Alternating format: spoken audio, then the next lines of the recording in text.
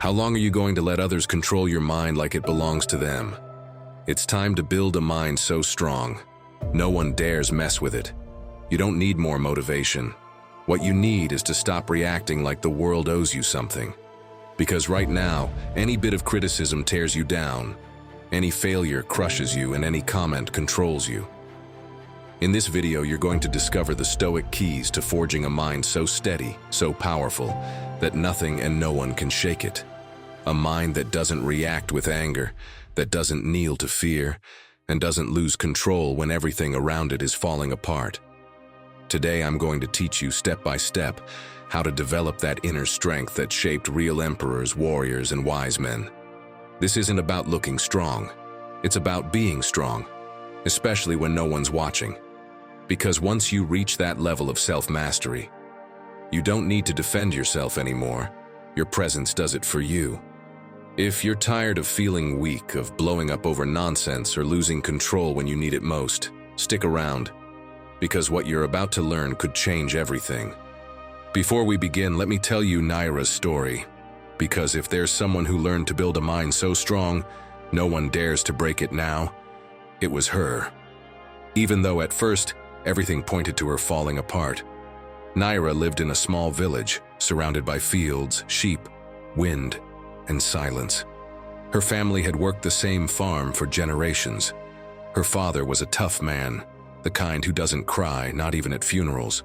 Her mother, worn out, always had cold hands from the well water and eyes empty from enduring too much. At 17, Naira decided she wanted to study art in the city, not because she wanted to be rich or famous, just because she felt something burning inside her. A fire, a language she didn't yet understand but needed to explore. When she said it at home, her father let out a laugh that hurt more than a scream. Art? That's not even good enough to heat the stove. No one told her, go for it. No one supported her. But she went anyway. The city wasn't kind to her. She had no money, lived in a tiny room without heating. Sometimes she ate stale bread and nearly rotten fruit because it was all she could afford. She had to endure mockery for her rural accent, disdain for not dressing like an artist, and comments that made her feel like she'd never be enough. For months, she thought about giving up, going back, apologizing, becoming what everyone expected her to be. Until one night, while she was cleaning bathrooms in a cafe to afford her notes, she looked at herself in the dirty mirror above the sink and thought, am I really going to keep letting the world decide who I am? That was the night everything changed. Naira started training her mind like a muscle. She learned not to react when someone looked down on her, not to take criticism as an attack, but as a mirror. She stopped seeking approval from her family, her professors, her friends. She realized her peace couldn't depend on anything outside of her. She began writing down what she felt and why every night. She started waking up early, even though no one asked her to. Studying on her own, even when there were no classes. Walking through the city without headphones, just to learn how to be alone with her thoughts without running away from them. And that's when she met Marcus Aurelius. Not in person, of course, but through a small book someone had left on a park bench, Meditations. She opened it out of curiosity and couldn't put it down. She underlined a sentence that hit her in the chest like a hammer. The happiness of your life depends upon the quality of your thoughts. That's when she understood she wasn't alone, that others, centuries ago, had also had to govern themselves when the world around them was shaking. Years went by. Naira graduated, yes, but that wasn't the most important thing. What truly mattered was that she built a mind so calm, so clear, so fully hers, that even her father, the same man who used to mock her, now lowered his gaze when he spoke to her, because he could no longer control her. Because Naira, without yelling, without imposing, without trying to prove anything, commanded respect just by being there. And do you know what's most impressive about this story? Naira didn't have any superpower. She just made one decision: to stop being ruled by the world. And that's the same decision you can make today. Because now the journey begins. One that won't make you louder, but steadier, quieter, more you. one that will teach you how to build a mind so strong, the noise of the world can no longer reach it. Before we continue, if this content is bringing you value, consider subscribing and becoming an exclusive member to access unique benefits.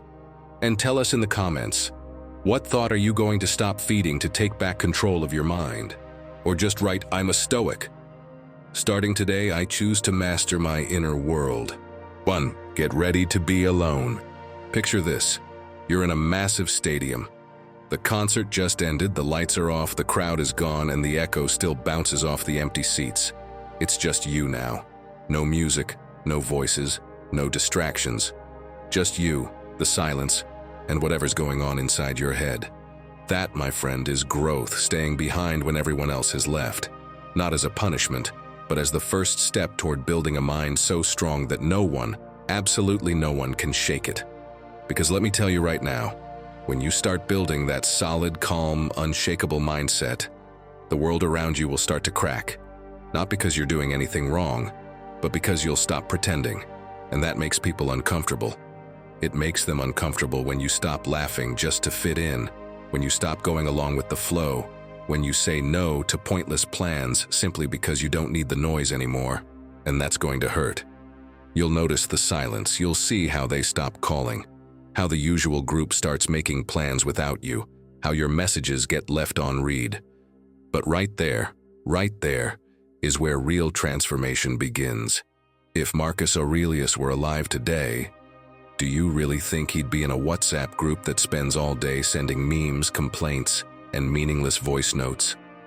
He'd be writing in his journal, just like always, reminding himself that even surrounded by thousands, his only refuge was his mind. That's why, at the time, he wrote, "I've often wondered how people aren't ashamed to be more ignorant about important matters than about trivial ones. And sometimes what matters most is learning how to be with yourself. No scrolling, no talking, no running away. Put yourself in this situation. It's a Thursday night, and you decide not to go to that dinner because you want to wake up early to train. You say it calmly, without excuses, without asking for permission. And what do you get? Exactly what you didn't expect. Ugh, you're getting so boring. Since when are you such a loner? Okay, gym guy, we get it. Chill out, it's not like you're going to the Olympics." You try to explain your reasons, that it's nothing bad, but suddenly, silence. You feel a bit off, not sure if you're doing the right thing or just drifting away from everyone. So you put on a Jay Shetty podcast, and then you hear it. People fear silence so much because deep down, they know that's where the uncomfortable truth about themselves lives. And in that moment, everything clicks. Because no, they didn't distance themselves because you did something wrong. They backed off because you did something they still don't have the courage to do. Take control, and that makes them uneasy. And that, my friend, is how a truly strong mind starts to form. In that moment when, without forcing anything, your simple decision to grow starts to terrify those who aren't ready. So, are you ready to grow alone? Let's start with something that sounds easy but isn't. Turn everything off for one night. Literally, phone, music, Netflix. Sit with yourself. Can you handle it? Then, try doing something alone that you always put off because of embarrassment. Go to the movies, eat out, walk through the city without headphones. Watch what happens. And before bed, write this sentence on a piece of paper. What part of me still needs company to feel worthy? Read it. Let it make you uncomfortable, then sleep. You've already started building. Because here's the truth no one tells you. No one builds an unstoppable mind surrounded by applause. It's built in the shadows, in solitude, in that moment when you stop looking outward for something that can only be born within. And the stronger you get, the less you feel the need to explain why you're quiet. Maybe you don't need more people. Maybe you need less noise. Because the silence that makes you uncomfortable today is the muscle that will make you unbreakable tomorrow. And when you get there, when you can be alone without feeling empty, I promise you this: the whole world will look at you differently, but they won't know why. They'll just know you're not someone to mess with, because now you're the one in charge of your mind. And that, my friend, commands respect. 2, your change will bother them. Has anyone ever told you, you've been acting weird lately? Have you ever felt the atmosphere shift when you start doing things differently? They don't insult you, they don't attack you, but there's something in their tone, in their silences, that makes you feel like you're the problem. And no, my friend, it's not because you're doing something wrong. It's because you're done pretending. And for many people, that's more threatening than any argument. I'm telling you this because I lived it. When I started reading about Stoicism and stopped complaining about everything, I noticed right away how the energy around me changed. I used to be the one who complained about everything with them, the one who criticized others who always had an excuse not to change. It was easy to laugh, to go along with the group, to avoid any real growth. But when I started going quiet in those conversations, when I stopped feeding the same old stuff, the jokes began. Oh, the philosopher speaks. Come on, Marcus Aurelius isn't going to buy your beers. At first I laughed. Then I stopped laughing. I stopped reacting. I turned down an invite without offering excuses. I said no, without guilt. And little by little, they stopped calling me. No one said it out loud, but I got the message. I didn't fit in anymore. Or rather, the old version of me did. They didn't know what to do with the new one. That's when I read something from Epictetus that made it all click. If you want to improve, be content to be thought foolish and stupid. And yeah, growth makes you weird. Because in a world where everyone's hungry for validation, someone who no longer needs it becomes a threat. If you stop needing their approval, you make them feel unsafe in their comfort zone.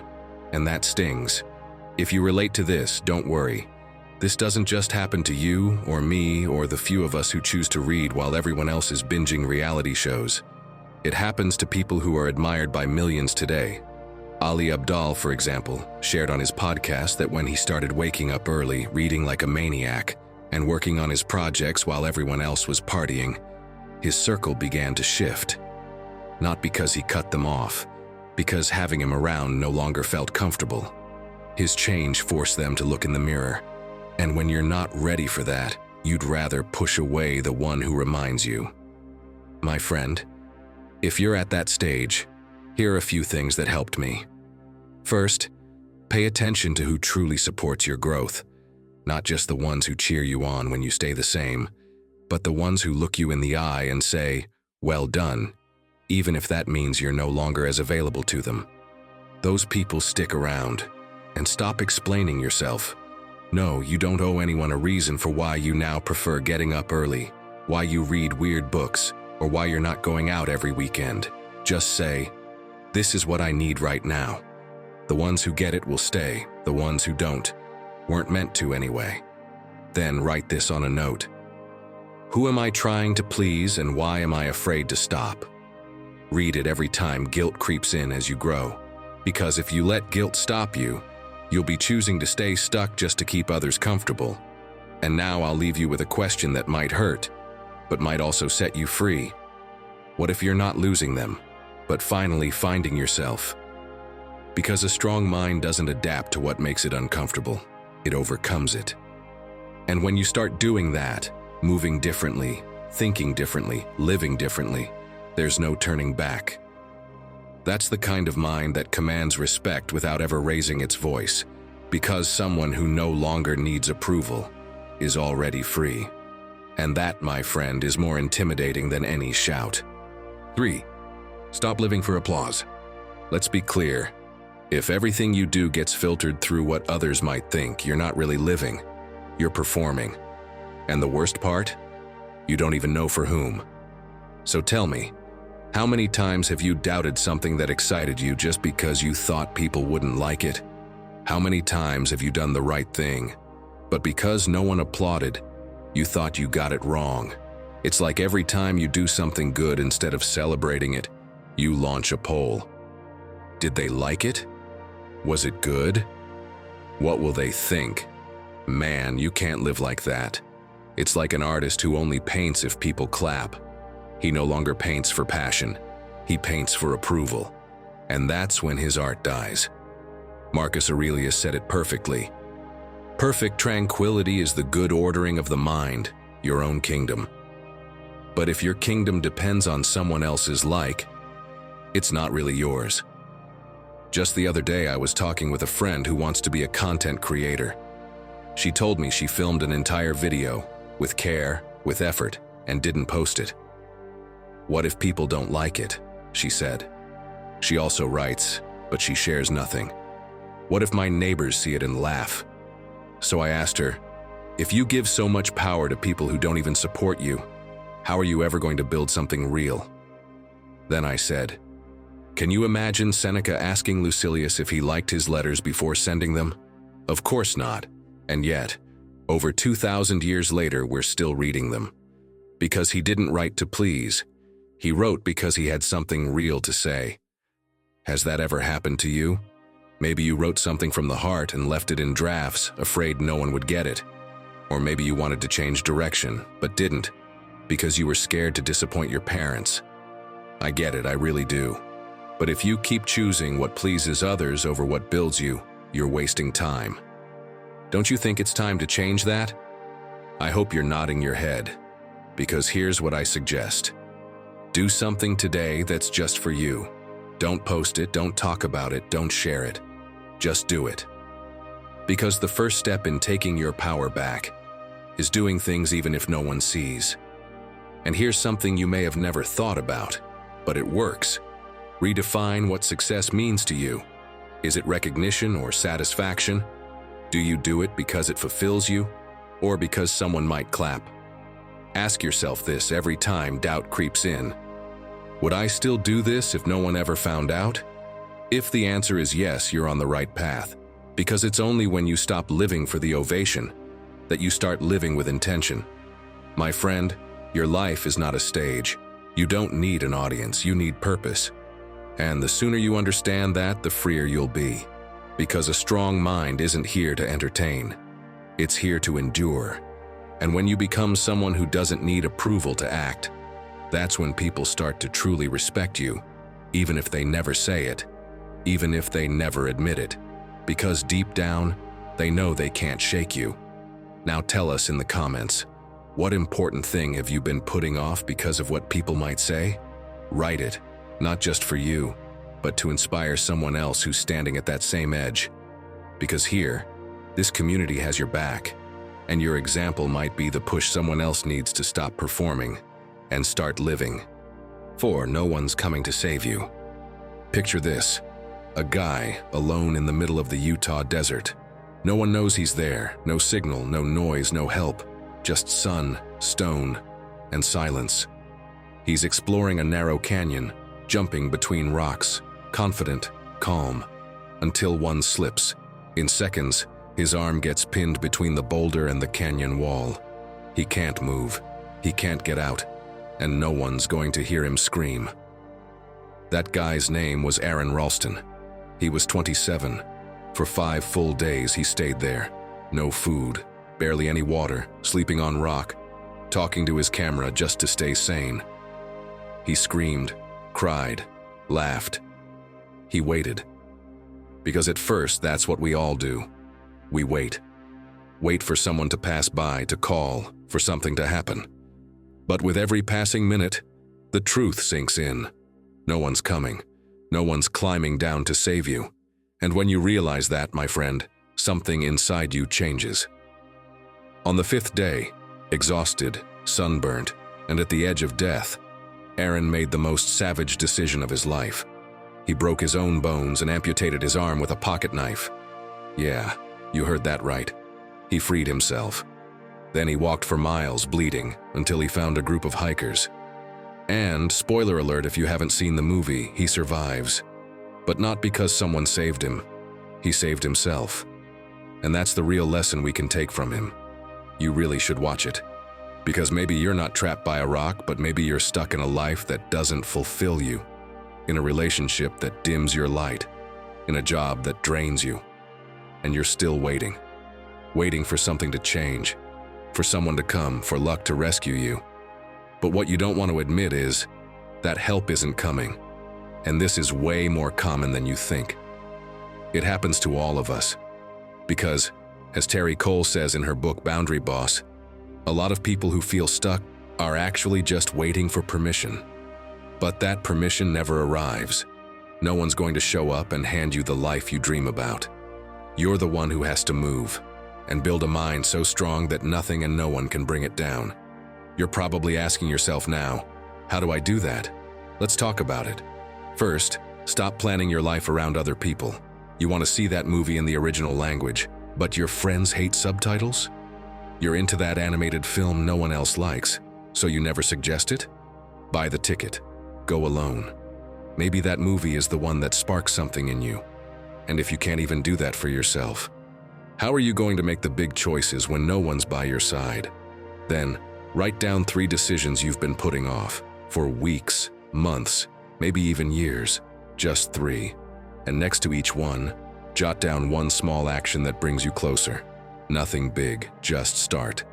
And finally, do this. Grab a sheet of paper and write down all your excuses. I don't have time. I'm not ready. I can't afford it. Now, in the other column, write the opposite version. I can start with 5 minutes.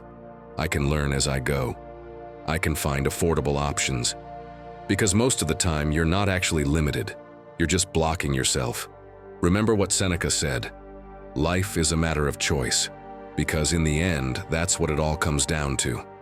You can keep waiting, keep dreaming that someone's coming to lift you out, or you can choose to move, even if it hurts, even if you're scared, even if no one understands. And right there, when you choose action over waiting, that's when your mind starts to transform into something so solid, no one dares try to break it.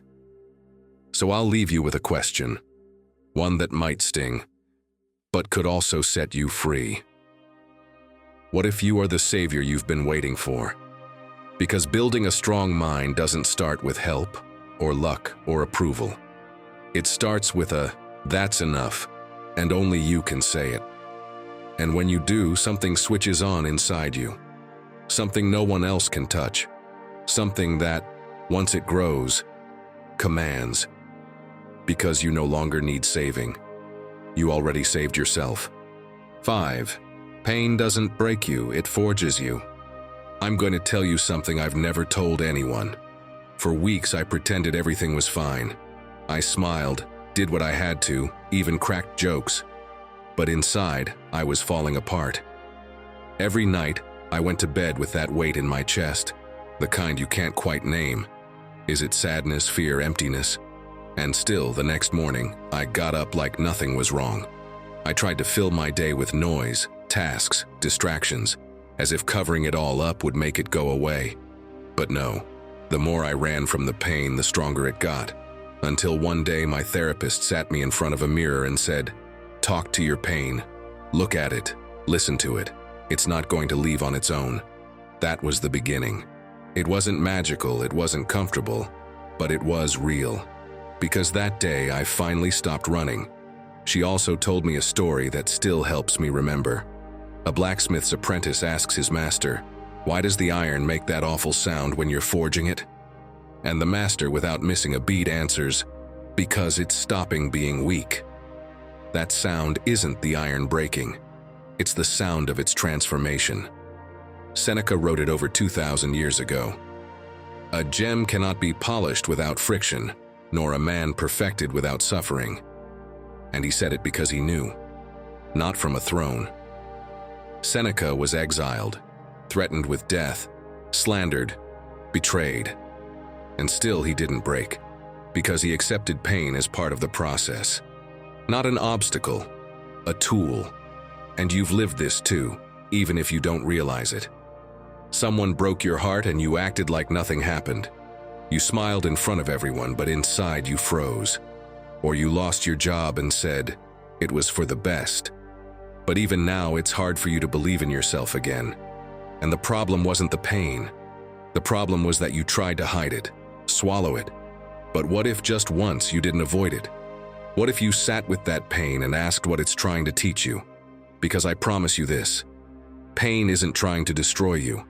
It's trying to transform you. And if you want to build a mind of iron, one no one dares try to break, you need to walk through that fire. Something that really works, even if it sounds simple, is writing. Every time you feel pain, name it. Write it down. Give it shape. Pain that gets ignored rots. Pain that's acknowledged transforms. You can also write a letter, one you'll never send. Write to that person or situation that broke you. Say everything you kept inside. Let it all out, and then tear it up. Not to forget, but to let go. And here's something else. Every morning, ask yourself this before your day starts. What am I trying not to feel today? That one question can change everything, because it forces you to face it. Pain is like fire. If you throw yourself in without thinking, it burns you. But if you use it right, it forges you. So stop running. Stop covering it up, ignoring it, pretending to be tough. Step into it, look at it, feel it. Because when you do, something shifts. Something inside you starts to harden. You come out different, steadier, clearer, and best of all, stronger. Because a mind that has gone through pain, consciously, bravely, without wearing a mask, is a mind that no one can tear down. 6. Get ready for the worst without fear. Picture this. You get a call from the bank. They tell you to come in as soon as possible, that it's urgent, but they don't say why. You hang up and your hands start to sweat. Your mouth goes dry. Your mind fills with worst-case scenarios. Was I hacked? Did I do something wrong? Are they going to freeze my account? You don't know what to think, but one thing's for sure. You freeze. You stare at your phone, try to breathe, and suddenly your entire day collapses over something that hasn't even happened yet. And that's when you realize you don't have the tools. You're not mentally ready for the unexpected. Your mind on the inside isn't as strong as you thought, because one tiny threat, one moment of uncertainty was enough to unravel you. That's the real problem, not the scare itself, but the fact that you're not prepared to hold it. Now tell me something. What do you think Marcus Aurelius would do if he got that call? Would he sprint to the bank in a wrinkled toga, panic written all over his face? Text Epictetus like, "Dude, I'm freaking out." Or would he pour a glass of wine, sit down, and calmly say, "I expected this"? The truth is, Marcus Aurelius didn't need to improvise because he'd already prepared himself. He visualized the worst every day, not to make himself miserable, but to toughen his mind. Before even leaving his room, he'd think, "Today I could meet a traitor, a narcissist, someone who will try to hurt me." Not out of paranoia, out of discipline. He didn't want the unexpected to shake him. He wanted to stare it down and say, "I saw you coming." He even wrote it himself. The wise man sees in another's misfortune what he must avoid. That's why he observed, imagined, anticipated. Not out of fear, but with clarity. Because a mind that anticipates doesn't shake. And in a world desperate for everything to go perfectly, being ready for the worst is practically a superpower. Kai, creator of Rad Reads, explains this brilliantly.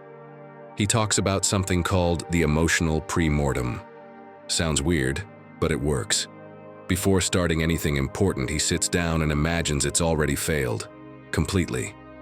He asks, "Okay, this went horribly wrong. Why? What didn't I see? How did I respond?" And by doing that, he trains himself. He builds armor, because when a real problem shows up, it won't catch him off guard. He already lived it in his mind. He has a plan. He's ready. And you, my friend? Are you ready for something important in your life to collapse without warning? Because if the answer is no, then don't wait for it to happen to figure out what you'd do. Start now. First, once a week, do a collapse model. Choose an area of your life, your job, your relationship, your health. Then write down, what's the worst that could happen here? No filters. Then answer, if that happened, what would I do? Who would I call? How would I act?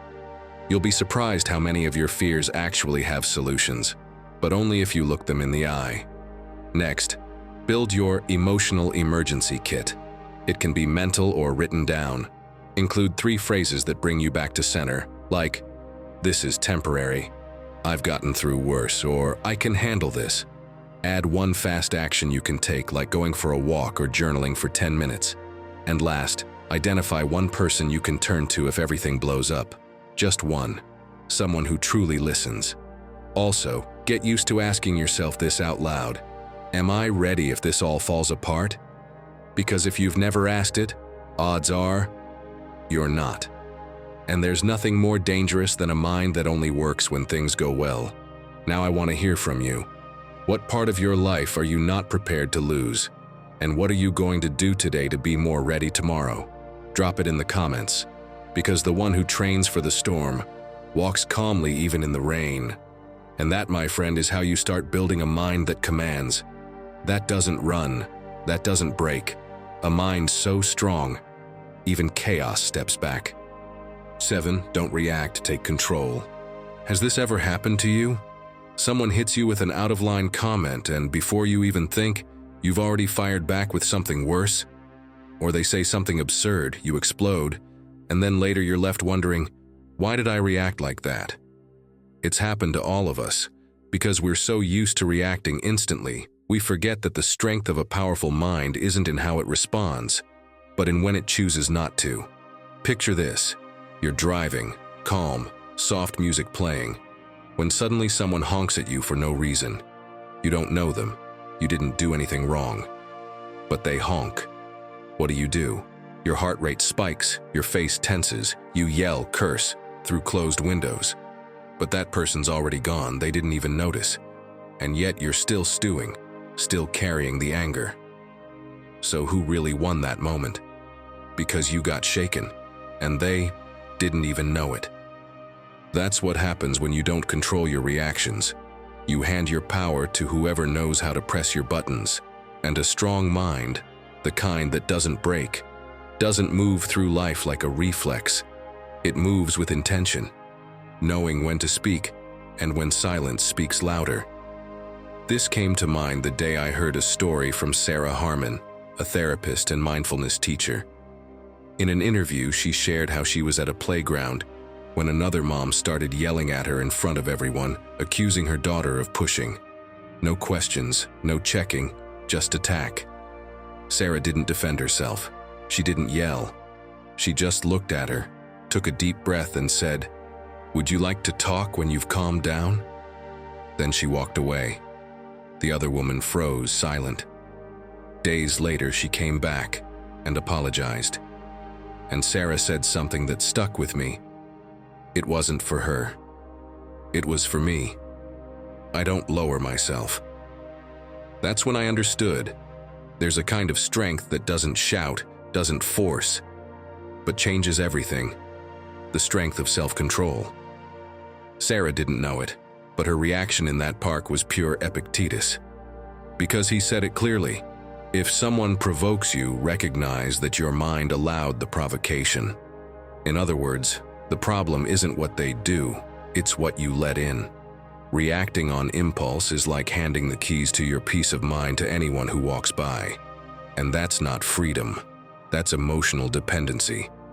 Next time someone honks, yells, or provokes you, try this. Before you answer, repeat in your mind, "This doesn't belong to me." Because most of the time, what people throw at you is theirs, not yours. You don't have to carry it. Another tool. Practice the 3-second pause. It sounds tiny, but it changes everything. Count to 3 before responding. 1, 2, 3. That micro-pause gives you your power back, and you decide, does this deserve my energy or not? And if the anger still rises, step back. Look at the ground. Take a slow breath in through your nose, out through your mouth. Then ask yourself, do I want to act from impulse or from mastery? The first one might feel like release, but the second one lifts you up. Some people walk into a room and command it without saying a word. Not because they're intimidating, but because they don't break. They radiate calm without effort. And that is the kind of mind that commands respect. Not through noise, but through balance. If you want to build a mindset so solid that even chaos can't knock you off center, start here. Not by giving power to the loudest voice, but by keeping it in your hands. Because when you choose not to react, you're already in control. And that, my friend, shows. 8. Start thinking for yourself. There are people who go through life with an invisible antenna on their heads. You can't see it, but it's always on. It picks up every nearby signal, what their dad says at lunch, what their boss thinks at work, what some loud guy is ranting on TV. And without realizing it, that antenna processes the signal, amplifies it, and spits it back out. They change the channel, and their opinion changes with it. Today they repeat one political take, tomorrow the opposite, the day after whatever's trending. They don't reflect, they don't filter, they just transmit, like a radio that never speaks for itself. And when you ask them why they think that way, they stare at you blankly. They don't know, because they're not thinking, they're just repeating. And when you start questioning all that noise, my friend, something inside you changes, because you begin to understand what Marcus Aurelius wrote with such clarity. Your worth doesn't depend on others' opinions, but on who you are. That's the key. Because if your identity is built only on what others think, any breeze of opinion can knock you down. But when you build from within, when your thoughts are born from your reflection, your values, your experience, you start to feel something different. Confidence, authority, presence, and the people around you notice. You're no longer the echo, you're the voice. Let me tell you something that happens with a coworker of mine. She always shows up complaining about the boss, the schedule, life in general. One day, while we were having coffee, she was ranting about something and I offered my point of view. You know what she did? She looked at me, nodded seriously, and said, Yeah, that's exactly what I've been saying," and repeated my words as if they'd always been hers. But the next day, I heard her say the opposite to someone else, and the day after that, another version entirely. She changes depending on who's around. It's exhausting, and the worst part is, she doesn't even realize it, because she's on autopilot, no filters, no thinking. I get it, questioning everything is hard. It's easier not to think, but that won't give you an unshakable mind. You know who's a great example of this? Isaac Lidsky, author of Eyes Wide Open. He lost his sight at a young age, but what he discovered was even more powerful. That real vision isn't in the eyes, it's in the mind. Because you can have perfect eyesight and still be blind if you never question anything. Isaac learned to think for himself, not because he wanted to, but because he had to. And now he teaches exactly that. How not to swallow the world as it comes, but to shape your own lens. Now imagine it's election season. You're about to vote. You're talking politics with friends. Are you just repeating what you saw on TikTok? Or are you speaking from what you truly believe? Are you judging based on your experience, or just parroting the group chat? Because if every time you speak, you're saying what people say, what's normal, what everyone thinks, then it's not really you talking. It's just noise that's stuck to you. And in that case, anyone can control your mind, except you. So what if you change that? What if you started questioning, dismantling, rebuilding? Here are 3 steps to start today. First, pick one belief you repeat a lot. I'm not creative. I'm always late. I'm not relationship material. Write it down. Then tear it apart like a lawyer trying to prove it wrong. Question it. Challenge it. Look for real evidence. Second, stop using autopilot phrases. If you're about to say, well, it's always been like this, pause.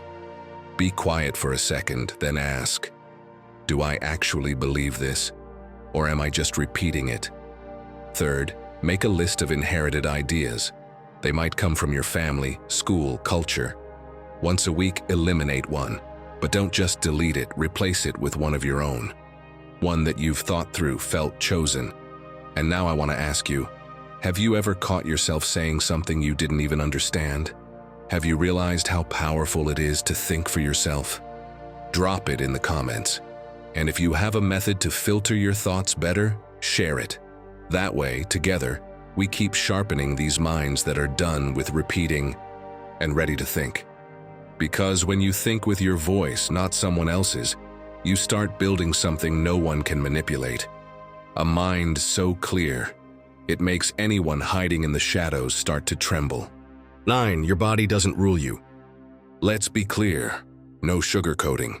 If your breakfast decides how your day will go, then you're not in charge. If the couch wins every afternoon with that just 5 more minutes that turns into 2 hours of endless scrolling, then you already know who's really running your life. And no, it's not your mind. Because, my friend, when the body sets the rules, the mind becomes a spectator. And a mind that doesn't rule, doesn't intimidate anyone. Picture this scene, or maybe I should say, remember this scene, because it's probably happened to you. The alarm goes off. The song you picked the night before starts playing because today you were going to train. You were motivated. You promised yourself you'd start the day right. But there you are, half covered in blankets. Your mind says, "Come on, get up, you promised." And your body says, 5 more minutes. In that moment, whoever wins that argument is leading your life. If you get up, your will is at the wheel. If you stay in bed, well, you already know who's in charge. The Stoics understood this perfectly. Seneca wrote, "The body must be treated with greater rigor so that it does not disobey the mind." He wasn't talking about punishment or torture. He was talking about firmness, about showing the body who gives the orders. Because if you want to think clearly, you need a body that doesn't sabotage every decision. Because in the end, if you don't train your body, it trains your mind to obey. Wim Hof, the Iceman, embodies this principle. You know what he does to prove his body doesn't rule him. He dives into frozen lakes, climbs snow-covered mountains in shorts, holds his breath under ice-cold water, totally calm. Just thinking about it makes me shiver. But do you know why he does it? Not for ego, not to impress anyone. He does it because he discovered something powerful. If you can master your body in extreme conditions, your mind becomes untouchable. If you want to build a mind as strong as his, here's a challenge. When you don't feel like moving, move.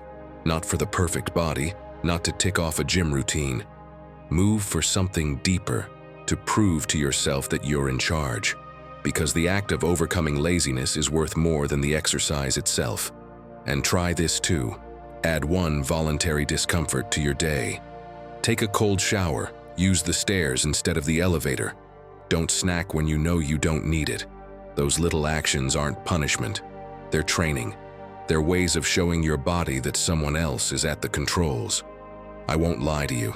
There'll be days when it's hard, when you don't feel like it. But when that happens, say this to yourself quietly. I don't need to feel like it. I just need to do it. Because if you only act when you feel like it, your strength doesn't mean much. Discipline is born when you do what needs to be done, even without motivation. Your body can be armor, or a chain.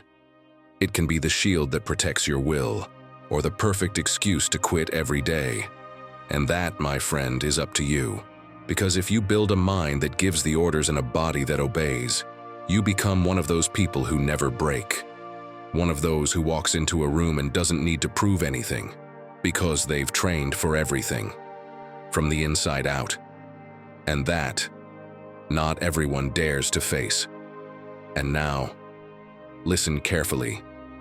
Because if you've made it this far, you're not the same as you were a few minutes ago. You've already let go of excuses, looked pain in the eye, started taking control. But the most important piece is still missing. The piece that holds all the others together. Because you can have clarity, strength, discipline, but if you don't do this next thing, it all wobbles.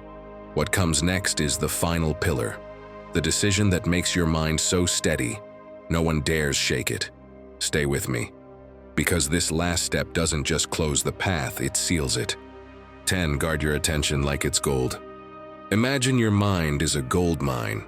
No signs, no flashing lights, but what's inside is worth more than any bank account. Every bit of attention you have is a gold nugget. And every day, without even realizing it, you're deciding who you give it to. And the worst part? Most of the time, you're handing over the whole pile to things that aren't worth a damn. Marcus Aurelius understood this. He wrote, The quality of your life depends on the quality of your thoughts, and thoughts don't come out of nowhere. They come from what you consume, what you watch, what you listen to, what you allow into your mind. That's why he didn't let himself get swept up in the noise of the empire, the gossip in the Senate, or the chaos of Rome. He had a habit. He locked himself away to write in his meditations. His journal wasn't a trend. It was how he cleaned his mind, how he filtered the world, how he protected himself from the storm. Because even the most powerful emperor needed to shield his attention, to keep control of his soul. And you, my friend, how are you treating your attention? You say you want peace of mind, but you open Instagram while eating. You watch shows that don't teach you anything and barely entertain you. You treat every message like it's urgent, every notification like it carries your destiny. And then you wonder why you feel scattered, tired, overstimulated. Do you really think you can build a strong mind while flooding it with junk every single day? Let's change that. First, try this idea from Cal Newport, author of Digital Minimalism. He suggests having noise-free days. What does that mean? Simple. Choose one day a week. On that day, shut off every notification, literally, airplane mode or do not disturb. Keep only what's essential, family calls or true emergencies. That morning, no phone, no alerts. Get dressed and go for a walk. No headphones. No music, no podcasts, no calls. Just you. Notice the trees, the buildings, the people. Listen to the sounds you usually drown out with noise. Traffic, footsteps, the wind. Breathe. And if you catch yourself reaching for your phone, pause. Ask yourself, what am I looking for in there that I'm not giving myself out here? Then, when you get home, eat breakfast without a screen. Cook slowly. Sit down without rushing. Look at your food. Chew slowly. After that, open a notebook. Write whatever comes to mind. It doesn't have to make sense. Just unload. No filter. In the afternoon, do something with your hands. Organize a drawer, water the plants. Go for another walk, don't even check the time. And at night, instead of Netflix, pick a book. One that feeds you, not one that just distracts you. Go to bed without screens. And when you turn off the lights, ask yourself, what changed in me today when I didn't let the world talk to me all the time? The next day, clean up your feed like you're your own mental nutritionist. You wouldn't drink a glass of spoiled oil, right? So why follow accounts that drain you, compare you, make you feel small? If it doesn't inspire or help you, unfollow. It's not personal. It's mental hygiene. My friend, your attention isn't just a resource. It's your most powerful tool. It's your sword. With it, you decide which battles to fight, which thoughts to feed, which ideas become action. And if you don't protect it, you lose the war before it even starts. So now, ask yourself this, and answer it honestly. How are you going to build a mind that terrifies if you can't even protect it from TikTok? How are you going to become someone who commands respect if every notification pulls you off course? Building a strong mind isn't about luck or genetics or some passing burst of inspiration. It's a daily decision. It's choosing silence when the world screams. It's standing firm when everything pushes you to give in. It's owning yourself, even when no one's watching. Because once you master your inner world, no external force can touch you. And that, my friend, is when everything shifts. You no longer ask for respect. You command it. If you've made it this far, drop this in the comments. I'm forging my mind. That way, I'll know who the true Stoic warriors are who made it to the end. Don't forget to subscribe, hit the notification bell, and give this video a like so you don't miss out on what's coming next. I also invite you to check out our playlist, which you'll see on the screen. It's packed with ideas, stories, and advice to help you navigate life with more wisdom and confidence. Click it, and let's keep moving forward together. Until next time, take care and keep embracing your inner Stoic.